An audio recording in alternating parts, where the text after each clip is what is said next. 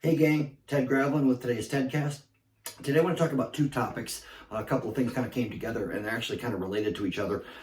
One of them is a text. I'm going to show you a text that I got a couple days ago from a client. I guess what day was it? 23rd, Christmas Eve. It was in the evening, Thursday evening, and I'm going to show you guys that. But I'll show you that in a minute because it ties into what else I'm going to talk about here.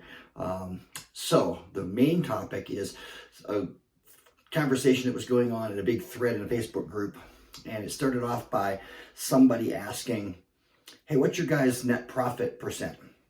And of course, the thread went crazy, and there's all kinds of people giving answers what their thing is. And I'm going to show you why some of the answers you get are ones you can't believe, or in fact, I don't know which ones to believe. I'll just be honest. I don't know who to believe when they say this, whether or not, wow, that's really great, or I'm not sure if it's great because I don't know what you're doing to figure it out, so I don't know.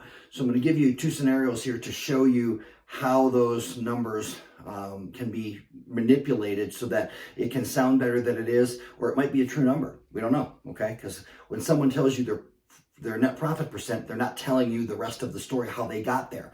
So accounting equation here, let's just go through what a normal company should look like, okay, in most cases. And I'm going to throw some numbers up here on the board just to give a kind of a basic idea of what it might be, okay? So revenue is, of course, 100% of the money. Direct costs are whatever comes out of there because you sold jobs.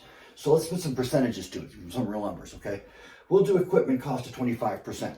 So it means you're buying equipment for $2,500, and you're selling it for 10K, okay? So 25% of the money is equipment.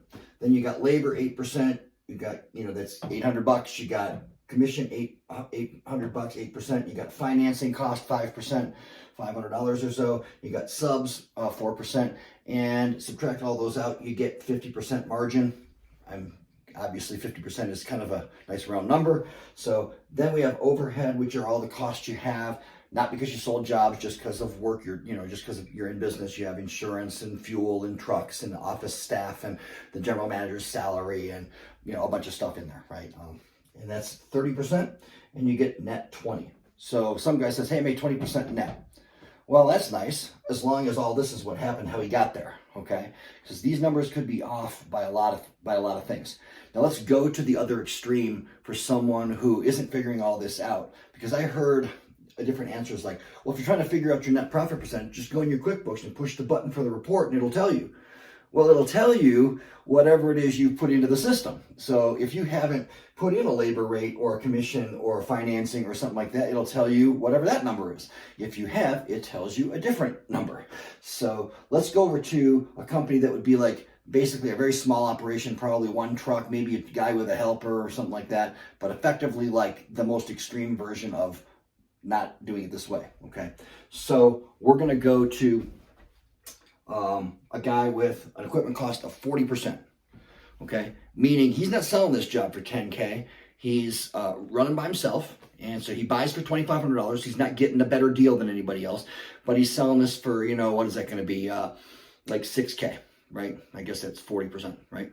So he'll sell it for 6. So he's 40% of the money is going to be equipment. He doesn't have a labor rate. Why not? Because he does it himself. He's a one-truck company. He doesn't pay anybody to do the labor. So there's no money coming out. Commission? Well, he sold it himself. He doesn't pay anybody for that. He decides he doesn't offer financing. He just wants cash on the barrelhead from a customer. Write me a check. Give me cash. Okay? He's not using subcontractors.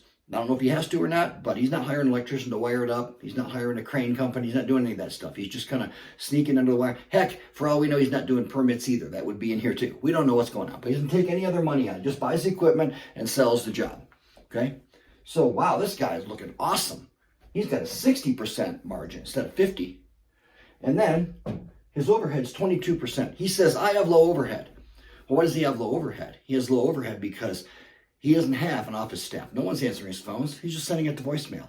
Or, even worse, he's got his wife doing it, and they ain't paying her. He ain't paying her. So he's got a spouse doing slave labor in there. So he's still got some costs because he's got insurance and trucks and fuel and stuff like that. But he's saving 7-8% in his business by not paying anybody for any kind of staff that is, you know, in the overhead cost. So he's at 22% instead of 30. So this guy says, I had 38% net profit. You're like, wow, that guy looks like a freaking genius, except he can't grow his business.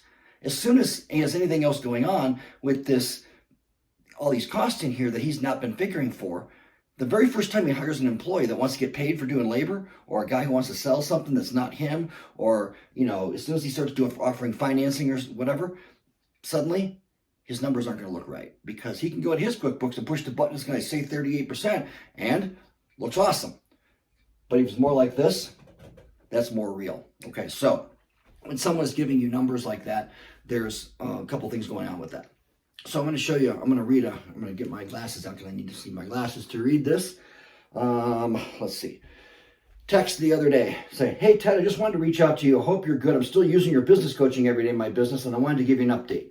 When I first contacted you in December of 2017, we were finishing up the year around 160K in revenue. So there's a guy with one truck by himself doing 160K for the year, okay?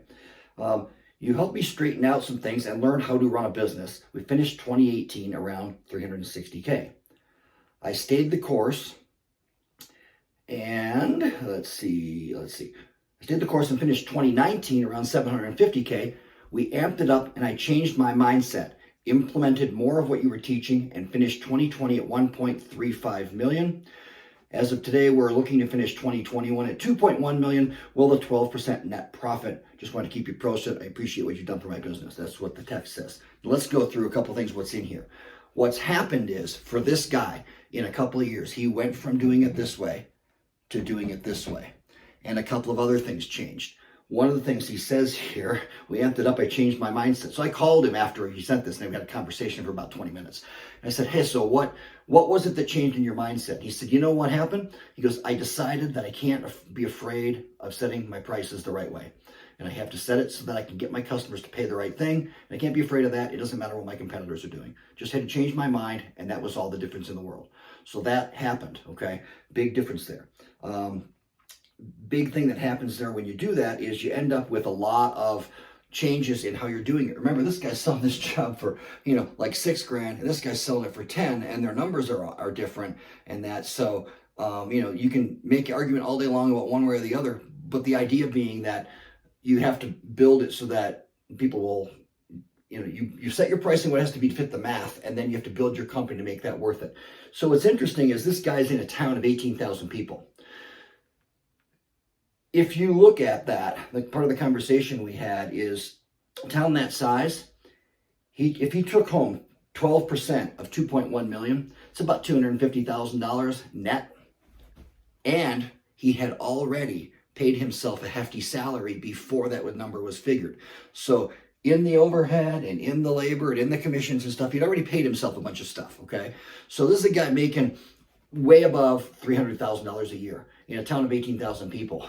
And I told him, I said, Ben, you realize if you looked around your town, you're in the top 100 people in income in your town. There's hardly anybody making that much money in a little town like that. You know, the guy who owns a car dealership, maybe some guy owns a restaurant or a country club or something like that. But there's not a lot of people, you know, a couple of lawyers or something like that making that kind of money. But there's not a lot of people making that money. And you built that in a couple of years by getting all these numbers right and everything like that. The other part that got me when I was watching this conversation on the thread was there were an awful lot of people running around talking about, well, I want my net profit to be zero. So, because I don't want to pay taxes. So I'm buying all kinds of stuff.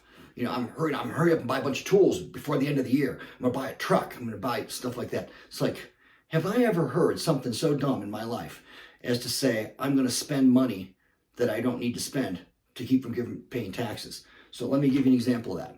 Let's just say, for the sake of argument, that you have 10K sitting around in your account that you've got profit on, okay? $10,000. So let's just say the tax is 30%. So you'd have to pay the government $3,000.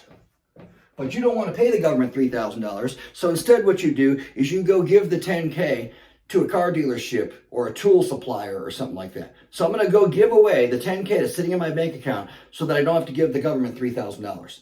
That's ridiculous, because what are you going to do when you get to a month or two from now where you're like, man, you know what? I need some money to grow my business. I need some marketing dollars. I want to hire a guy. I want to put a sign on a truck. I want to buy a new computer for my office. Where's that money going to come from? You gave it away to somebody. You didn't need to do that. Now, obviously, if you need to buy the stuff, then buy it. But don't go running around trying to make your net profit into zero just to avoid paying taxes. It's ridiculous. Make as much money as you can by selling the right amount of stuff at the right prices to enough people. Pay your taxes, make the money, be good with it. It's okay. Okay. There's not some game you play. There's not like some, game that millionaires are playing that are suddenly somehow figuring out how to pay no taxes. And we all hear, Elon Musk isn't paying taxes. Yeah, he is. The other day we heard he's paying like $11 billion in taxes. They're not avoiding taxes. Okay. They're just not. And they're taxed differently because they have corporations that are publicly traded. Most of us don't have that. Let's not try to pretend we're playing the game that a billionaire is playing when they're, when they own half of the world, because they own Apple or Microsoft or Facebook or Amazon or something like that. Not true for most of us. Look, dude, make up your business, make it run the right way, make a good hefty net, pay taxes on it, be happy, live your life, okay? If you need help with this is all we do, is help people get the business processes in place to put that stuff going on. So how did Ben do that? The first thing we did is get all these numbers right. The second thing we did is talk about how do you build a business that makes this worth it for a customer. In a little town like he's in, reputation is everything. We had to build that reputation from scratch because he was a small company, and he's the top company in town right now. So that's the tip of the day, and we'll talk soon. If you need some help, let me know.